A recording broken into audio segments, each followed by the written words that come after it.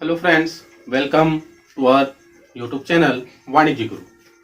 दोस्तों, अकाउंट की क्लास में हमें कुछ लेट हो गया। कुछ दिन हम कुछ व्यस्तताओं के कारण और किसी अन्य विषयों के कारण आपकी क्लास नहीं ले पाए थे। इस बीच में दोस्तों हमने मोटिवेशनल कुछ स्टोरी और कुछ कोट्स तैयार किए आपके लिए। पढ़ाई के साथ साथ मोटिवेशन का होना भी एक स्टूडेंट के लिए बहुत जरूरी है। जब तक मोटिवेट बच्चा नहीं होगा पढ़ाई के लिए और अन्य अपने कार्यों के लिए, तब तक उसे सफलता सही ढंग से प्राप्त नहीं हो सकती। तो उम्मीद करता हूं दोस्तों आपने इस बीच में मोटिवेशनल हमारे वीडियो का आनंद लिया होगा और आपको उससे जरूर कुछ न कुछ सीखने को मिला होगा। अगर अभी तक आपने हमारे चैनल को सब्सक्राइब नहीं किया है तो प्लीज चैनल को सब्सक्राइब कीजिए, ताकि आपको और भी इस प्रकार की वीडियो क्लास, अकाउंट के क्वेश्चन और कुछ मोटिवेशनल वीडियो आपको मिल सके। चलिए आज का वीडियो हम शुरू करते हैं दोस्तों।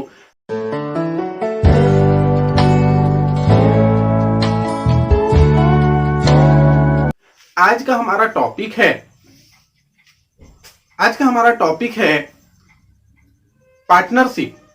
पार्टनरशिप जो साझेदारी की आधारभूत सिद्धांत हैं, उसके अंतर्गत जब किसी साझेदार को लाभ की गारंटी दी जाती है, यह आश्वासन दिया जाता है कि उसे एक न्यूनतम राशि लाभ के रूप में कम से कम प्राप्त होगी, उस कंडीशन में सवाल किस तरह से हम बनाएंगे।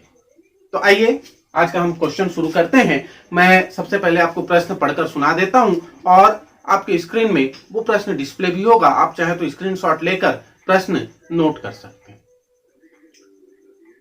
राम, मोहन और सोहन एक फर्म में क्रमशः 5 लाख रुपए, 2 लाख रुपए और 2 लाख रुपए की पूंजी के साथ साझेदार हैं।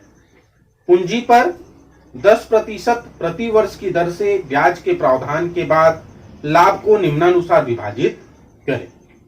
राम 1/2, मोहन 1/3 और सोहन 1/6। लेकिन राम एवं मोहन ने सोहन को कम से कम 25,000 रुपए प्रति वर्ष देने की गारंटी दी है। वर्ष के अंत में 31 मार्च 2017 के लिए पूंजी पर ब्याज प्रभारित करने से पहले निवल लाभ 2 लाख रुपए है। आपसे अपेक्षा की जाती है कि लाभ का परिकलन करें। तो ये हमारा प्रश्न है दोस्तों। इनमें आपको कुछ चीजें जो इंपॉर्टेंट हैं वो मैं आपको बता देता हूं। 3 साझेदार हैं, राम, मोहन और सोहन। राम, मोहन और सोहन, ये 3 साझेदार हैं। इन तीनों की पूंजी प्रश्न में आपको दी हुई है 5 लाख रुपए, 2.5 लाख रुपए और 2 लाख रुपए। 10% इनकी पूंजी पर ब्याज देने का समझौता किया गया है। ये आपस में जो लाभ हानि बांटते हैं वो 1/3, 1/2, 1/3 और 1/6 के अनुपात में लाभ हानि का विभाजन करते हैं। प्रश्न के अनुसार सोहन को ये गारंटी दी गई है कि 25,000 रुपए से कम उसे लाभ नहीं दिया जाएगा, अर्थात कम से कम 25,000 रुपए का लाभ उसे मिलेगा। ठीक, तो ये कुछ इंपॉर्टेंट पॉइंट है जिससे हमें हमारा सवाल तैयार करना है। अब यहां पर देखिए, ये 1/2, 1/3 और 1/6। सबसे पहले हमको इस पर फोकस करना है। इसको हमको समान करना है, सरल अनुपात में बदलना है। इसको हम अलग अलग जो है उसे सरल अनुपात में एक समान करेंगे। एक समान करने के लिए देखिए, हमको इन सब के नीचे वाले हिस्से में, हर में सभी के 6 आना चाहिए। तो हम ऐसा क्या करें कि तीनों के हर में 6 आ जाए और उसका मान, उसका वैल्यू सेम रहे। उसके लिए देखिए, हमको 1/2 के ऊपर और नीचे में 3 का गुणा करना पड़ेगा।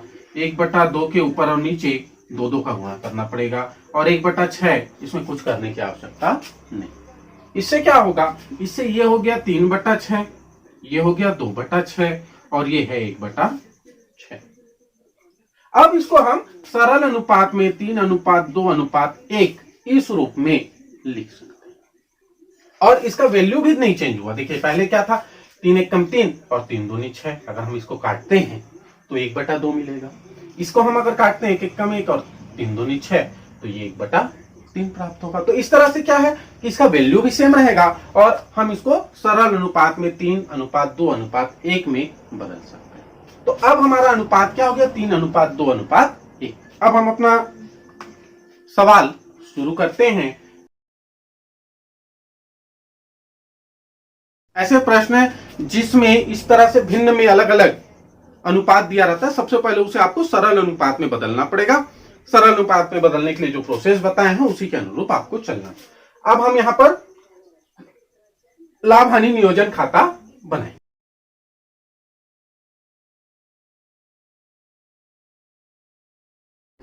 यह हमारा फॉर्मेट हो गया। अब इसी फॉर्मेट में हम तैयार करेंगे। प्रश्न में दिया है कि वर्ष का पूंजी पर ब्याज प्रभावित करने से पूर्व निवल लाभ, तो यहां पर निवल लाभ का मतलब होता है शुद्ध लाभ। ब्याज प्रभावित करने से पूर्व, इसका मतलब हुआ ब्याज लगाने से पहले। हिंदी के कुछ वर्ड थोड़े से आपको कठिन लगेंगे पर उसको समझेंगे तो आसान है। तो ब्याज से पहले लाभ था, जो शुद्ध लाभ प्रश्न में आपको दिया हुआ है वो है 2 लाख रुपए। 2 लाख रुपए का लाभ था ब्याज के पहले। अब इसमें हम पूंजी पर ब्याज दे देंगे उनको। पूंजी पर ब्याज 3 साझेदार हैं, राम, मोहन और सोहन। ये 3 साझेदार हैं। ठीक है, ये 3 साझेदार हैं। अब इन तीनों के बीच हमें पूंजी पर ब्याज 10% की दर से डिवाइड करना है। तो 10% की दर से 5 लाख का हो गया 50,000, 2.5 लाख का हो गया 25,000 और 2 लाख का हो गया 20,000। टोटल लाभ हो गया 95,000 रुपए। पूंजी पर ब्याज हो गया 95,000 रुपए और कुछ नहीं दिया है। अब इसके बाद हम जो भी लाभ है उस लाभ को पूंजी खाता से करके राम, मोहन और सोहन, इन तीनों के बीच में डिवाइड करते हैं। अंतर की राशि निकाल लेते हैं। 2 लाख रुपए कुल लाभ था, शुद्ध लाभ। 2 लाख रुपए के शुद्ध लाभ में 95,000 कम हो गए, बचा 1,05,000 रुपए। तो ये हमारा बैलेंस आ गया 1,05,000 रुपए। इस 1,05,000 रुपए के बैलेंस को हमको राम, मोहन और सोहन के बीच 3, 2 और 1 के अनुपात में डिवाइड करना है। तो 3/6, 2/6 और 1/6 इसको हम डिवाइड कर देते हैं। तो इसका राम का लाभ आ गया 52,500 रुपए, मोहन का आ गया 35,000 रुपए और सोहन का आया 17,500 रुपए। अब यहां पर देखिए, सोहन को मिला 17,500 रुपए, जबकि इसको गारंटी दी गई थी 25,000 रुपए के लाभ की। तो सोहन को मिलने वाला लाभ 17,500 रुपए, उसे दी गई गारंटी 25,000 रुपए से 7,500 रुपए कम है। इस 7,500 रुपए की जो कमी है, इस कमी को कौन पूरा करेगा? इस कमी को पूरा करेंगे राम और मोहन। किस अनुपात में? अपने लाभ प्राप्ति अनुपात में। अगर किसी एक ने गारंटी दी होती तो वो अकेले पूरा करता। दोनों ने गारंटी दी है, अपने लाभ प्राप्ति अनुपात में वो उसे पूरा करेंगे। 7,500 का राम देगा 3/5, तो ये आ जाएगा 4,500 रुपए। श्याम देगा मोहन देगा 7,500 रुपए का 2/5 भाग, तो वो हो गया 3,000 रुपए। तो अब हम क्या करेंगे, इसमें से 4,500 रुपए, इसमें से 3,000 रुपए कम कर देंगे। ठीक, और इसे मिल जाएगा इन दोनों का 7,500 रुपए, दोनों का मिला के दिया हुआ पैसा। इसका अब हो गया 25,000, जिसकी उसको गारंटी दी गई थी, है ना। और इसका हो गया 48,000 बचा और इसके पास बचा 32। इस तरह से इन तीनों का योग हो गया 1,05,000 रुपए। तो ऐसे प्रश्न जिसमें कोई साझेदार या सभी साझेदार किसी एक साझेदार को यह गारंटी देते हैं कि उसे कम से कम एक न्यूनतम राशि लाभ के रूप में प्राप्त होगी, अगर कम प्राप्त होती है तो बाकी लोग उसको पूरा करेंगे। हो सकता है किसी वर्ष अधिक मिल जाए, हो सकता है अगले साल जब हम लाभ हानि नियोजन खाता बनाएं तो इसको 25 की जगह 35,000 रुपए मिल जाएगा सोहन को। तो याद रखिएगा उस केस में पैसा वापस नहीं लेंगे, है ना। जो दे दिए हैं वो कमी की पूर्ति के लिए दिए थे, अगले साल ज्यादा होगा तो रिटर्न नहीं होगा, ठीक है। अगर सोहन चाहे अपने व्यक्तिगत रूप से देना चाहे तो अलग बात है।